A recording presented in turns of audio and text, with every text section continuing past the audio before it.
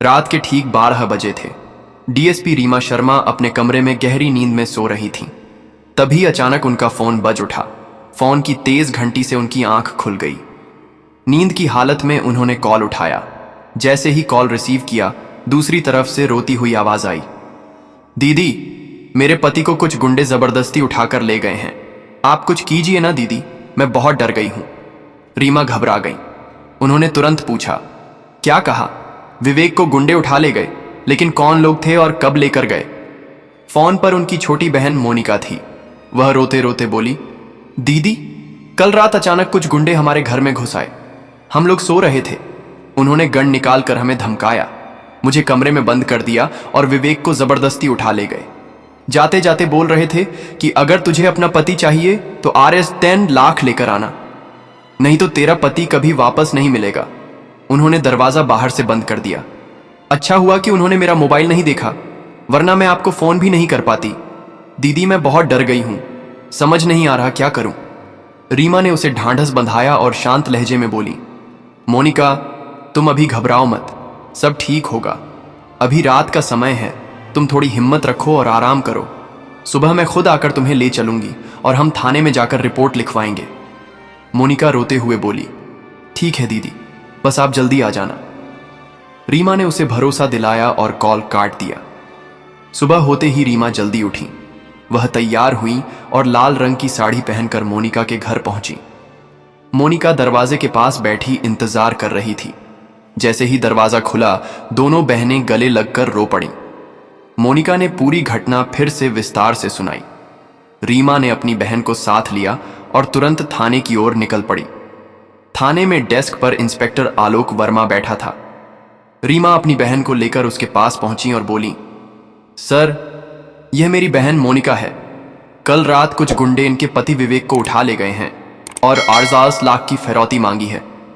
आप लोग जल्दी से कार्रवाई कीजिए और उन गुंडों का पता लगाइए। इंस्पेक्टर आलोक ने लापरवाही से कुर्सी पर बैठते हुए कहा, अच्छा, तो तुम्हारे पति को उठा ले गए हैं तो जरूर किसी वजह से ले गए होंगे। इसमें हम क्या कर सकते हैं? यह तुम्हारा मामला है, तुम ही सुलझाओ। और हां, अगर चाहते हो कि पुलिस जल्दी केस सॉल्व करे तो तुम्हें RS 10,000 देने होंगे, तभी मैं कुछ कर पाऊंगा। यह सुनकर रीमा हैरान रह गई।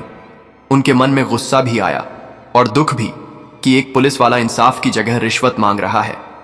उन्होंने संयम रखते हुए कहा, सर, यह बहुत गलत बात है।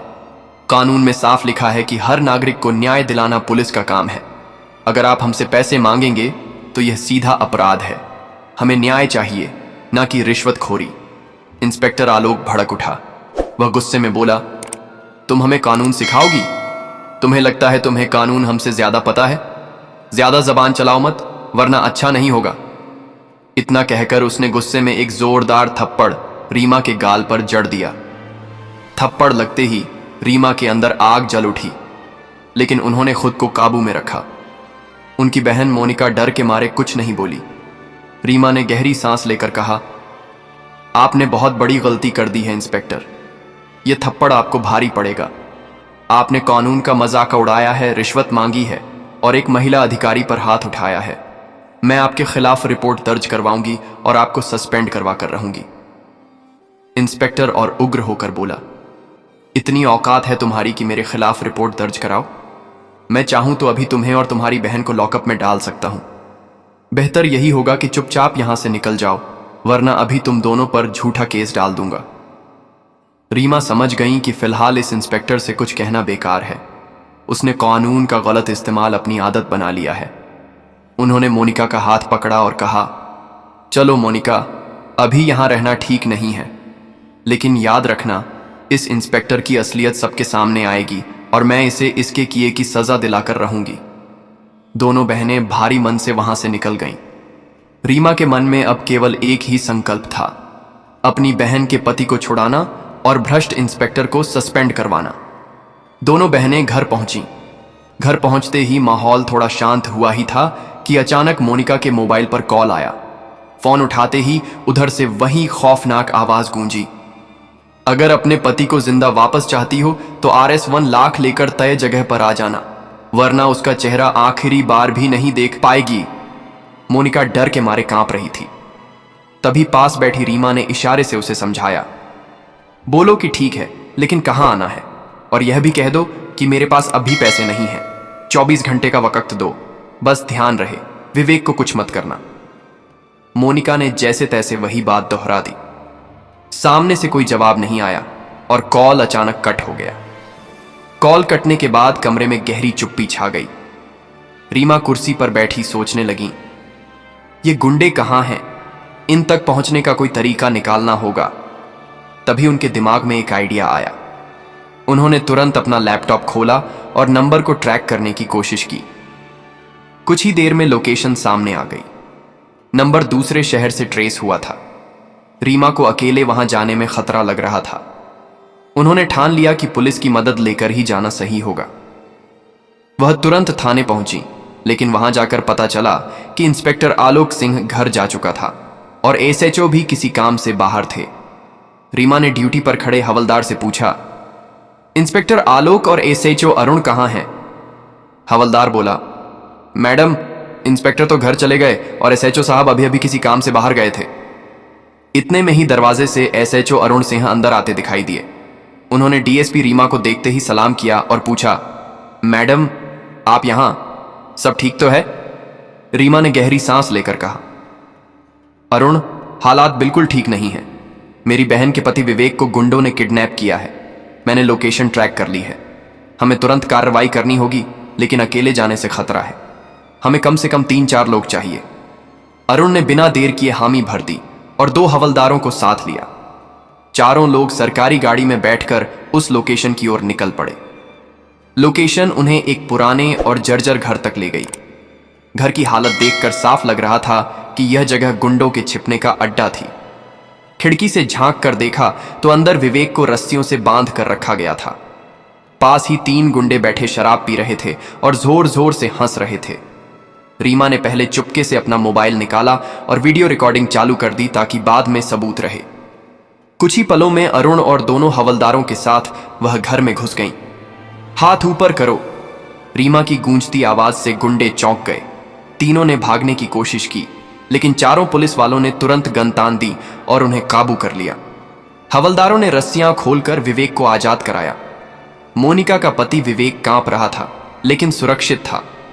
घर लौटते वक्त रीमा ने विवेक से पूछा, क्या तुम्हारी इन लोगों से पहले कभी कोई दुश्मनी रही है या किसी वजह से उन्होंने तुम्हें निशाना बनाया? विवेक ने थरथराती आवाज में कहा, नहीं मैडम, मैं इन लोगों को जानता तक नहीं। मैंने इन्हें पहले कभी देखा भी नहीं, ना दोस्ती ना दुश्मनी। मुझे समझ नहीं आ रहा इन्होंने मुझे क्यों उठाया। रीमा ने विवेक को भरोसा दिलाया, अब चिंता मत करो, ये गुंडे कानून के शिकंजे में हैं, तुम्हें कोई नुकसान नहीं होगा। गुंडों को थाने लाकर लॉकअप में बंद कर दिया गया। रीमा जानती थी कि असली लड़ाई अब शुरू हुई है। अपनी बहन के पति को बचाने के साथ साथ भ्रष्ट इंस्पेक्टर आलोक सिंह को बेनकाब करना भी उतना ही जरूरी था। वह मन ही मन सोच रही थी, हमारे ही थाने का इंस्पेक्टर जो नागरिकों की रक्षा करने के लिए है, वही रिश्वत मांगता है और औरतों पर हाथ उठाता है।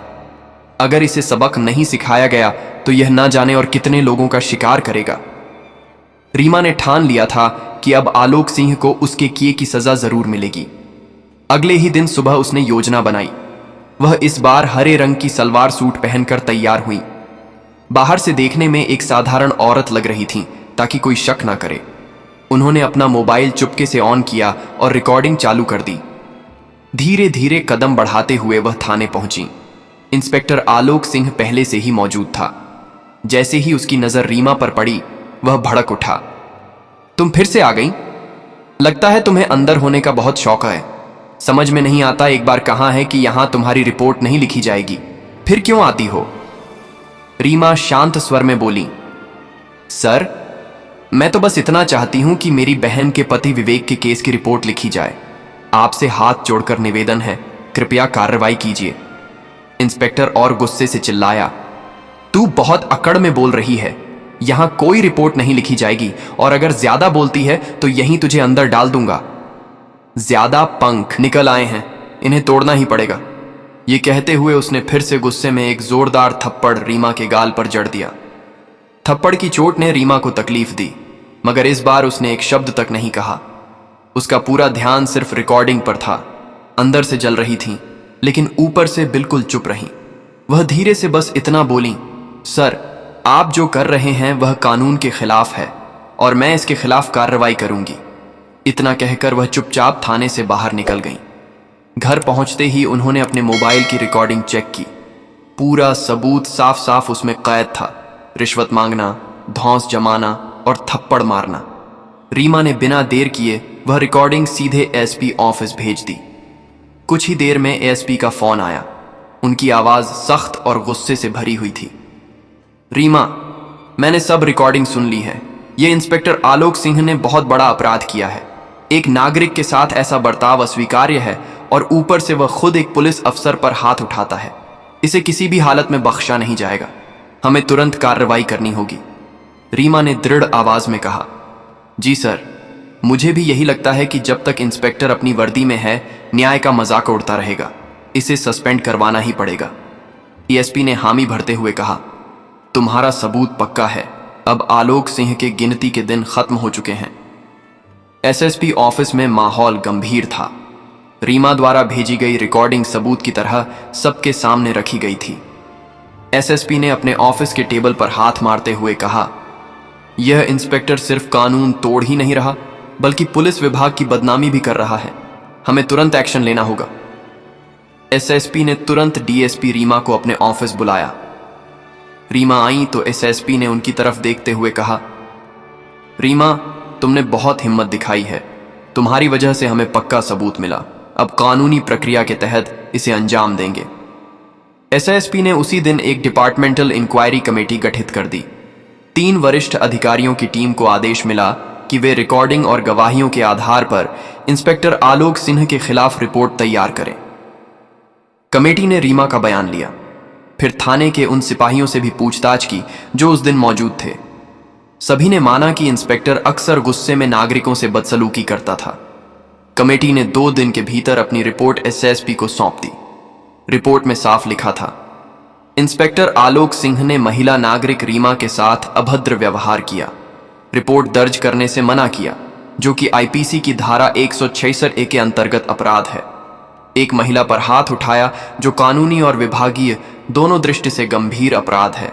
रिश्वत और धमकी देने की प्रवृत्ति भी रिकॉर्डिंग में स्पष्ट रूप से सामने आई है। एसएसपी ने रिपोर्ट पढ़कर तुरंत आदेश जारी किया। इंस्पेक्टर आलोक सिंह को तत्काल प्रभाव से निलंबित किया जाता है। जांच पूरी होने तक वे किसी भी प्रकार की ड्यूटी पर उपस्थित नहीं रहेंगे। विभागीय और कानूनी कार्रवाई दोनों एक साथ चलेंगी। आदेश साइन होते ही थाने में हड़कंप मच गया। हवलदारों ने खुद आलोक सिंह को बुलाकर सस्पेंशन ऑर्डर सुनाया, लेकिन मामला यहीं नहीं रुका। एसएसपी ने साथ ही कहा, केवल सस्पेंशन काफी नहीं है, यह मामला आईपीसी की कई धाराओं में आता है। धारा 344 महिला पर हमला, धारा 144 कर्तव्य पालन से इनकार और धारा 127 कर्तव्य पालन से इनकार और धारा 323 मारपीट। इसलिए इसे गिरफ्तार भी किया जाएगा। एसएसपी के आदेश पर पुलिस की एक अलग टीम आलोक सिंह के घर पहुंची और उसे औपचारिक रूप से गिरफ्तार कर लिया गया। जब यह खबर रीमा और मोनिका तक पहुंची, दोनों की आंखों में राहत के आंसू थे। रीमा ने मन ही मन सोचा, न्याय धीरे चलता है मगर मिलता जरूर है। अगर हिम्मत और सबूत हो तो कोई भी अपराधी, चाहे वह वर्दी में ही क्यों ना हो, कानून से नहीं बच सकता। दोस्तों, अगर आपको यह कहानी प्रेरणादायक लगी हो तो कमेंट में जय हिंद जरूर लिखें।